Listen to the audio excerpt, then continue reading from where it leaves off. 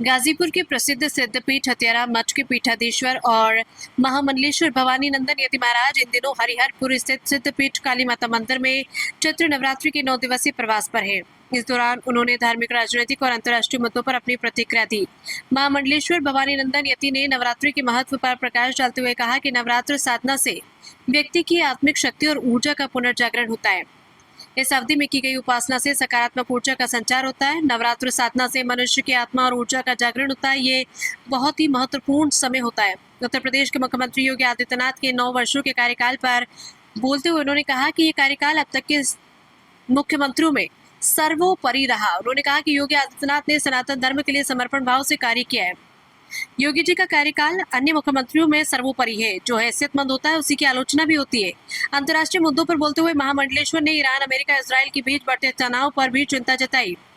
उन्होंने कहा कि इस प्रकार के युद्धों का असर भारत सहित पूरी दुनिया पर पड़ता है, जिससे पेट्रोल, गैस और अन्य मूलभूत सुविधाओं पर दबाव पड़ता है। युद्ध का देश पर बहुत खराब असर पड़ रहा है। पेट्रोल, गैस और मूलभूत सुविधाएं प्रभावित हो रही है। उन्होंने भारत सरकार और प्रशासनिक तंत्र के प्रयासों की सराहना करते हुए कहा कि इन समस्याओं के समाधान के लिए तेजी से काम किया जा रहा है और उम्मीद जताई जा रही है कि वैश्विक संकट जल्द समाप्त होगा।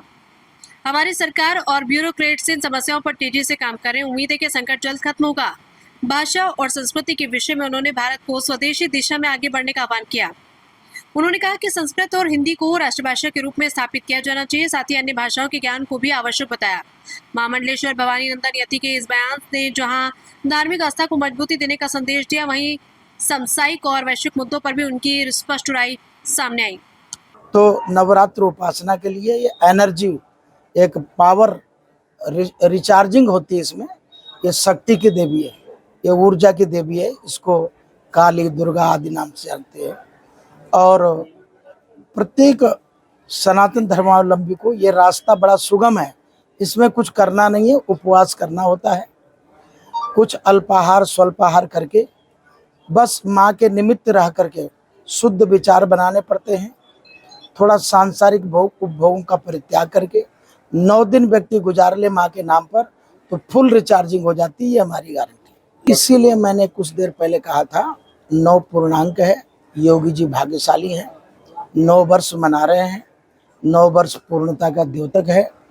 योगी जी का कार्यकाल की समीक्षा की जाए तो मेरे दृष्टिकोण में अन्य मुख्यमंत्रियों से सर्वोपरि रहेगा। यूँ तो क्रिटिसाइज तभी होती है, किसी ने कहा कि लोगों की टिप्पणियां आपके ऊपर क्यों होती हैं। कहने वाले ने कहा कि टिप्पणी उसी पर होती है जो हैसियतमंद होते हैं। जो कटोरा लेकर घाट पे बैठा होगा उसके ऊपर कौन टिप्पणी करेगा, उसके ऊपर दया करेंगे, रहम करेंगे। तो हैसियतमंद व्यक्ति हैं मेरे हिसाब से योगी बाबा, तो उन पर समीक्षात्मक अगर मैं टिप्पणी करूं तो मेरे हिसाब से उन्होंने 9 साल बहुत ही खूबसूरती से गुजारे हैं। और सबसे बड़ी बात है, सनातन धर्म के प्रति समर्पण भाव से उन्होंने कार्य किए हैं। इसके लिए मैं उनकी सराहना करता हूँ। बहुत खराब असर है। गैस नहीं मिल रहा है, पेट्रोल डीजल नहीं मिल रहा है, और भी बहुत मूलभूत सुविधाओं से भारत वंचित हो रहा है। मेरे हिसाब से मैं तो सरकार की सराहना करूँगा कि उन्होंने इस पर बहुत तेजी से कार्य किया है। और विदेश की नीति, जो व्यापार नीति है, विश्व व्यापार नीति, विश्व समन्वयात्मक भाव स्थापित करने में उनके ब्यूरोक्रेट्स ने बहुत अच्छी भूमिका निभाई है।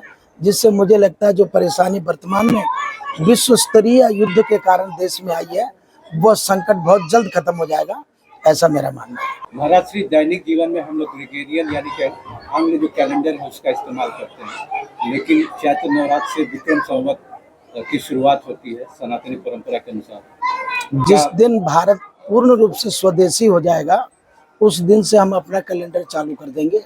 अभी तो बहुत सारी चीजें हैं कि आपने टाई अभी नहीं उतारी, अंग्रेजों को दी हुई टाई है। अंग्रेजी में जो लोकसभा में आप बोलते हैं उसमें 90% सांसद अंग्रेजी बोलते हैं, वो आपने नहीं छोड़ा। अभी पैंट कोट पहनना नहीं छोड़ा। क्या यही भारत की परंपरा थी? कोट पैंट टाई ये भारत की वेशभूषा थी। तो पंचांग काटने थोड़ी दौड़ रहा है। अभी चलने दीजिए, अभी भारत को स्टैंड करने दीजिए।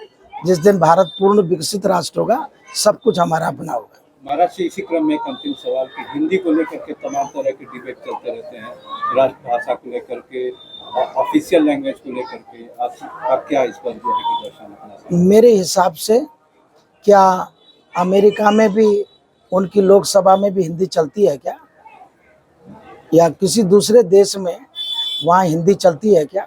नेपाल पाकिस्तान छोड़ दीजिए, किसी बड़े देश की बात करिए, क्या वहाँ पर हिंदी में कार्य होता है? तो भारत का स्वाभिमान हिंदी है, संस्कृत है।